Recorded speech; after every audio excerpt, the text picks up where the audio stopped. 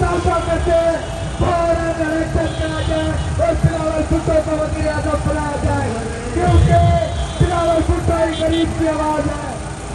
बिलावल भुट्टो ही गरीब का हमदर्द है। पाकिस्तान पीपल पार्टी ही गरीब की निजात दिला सकती है।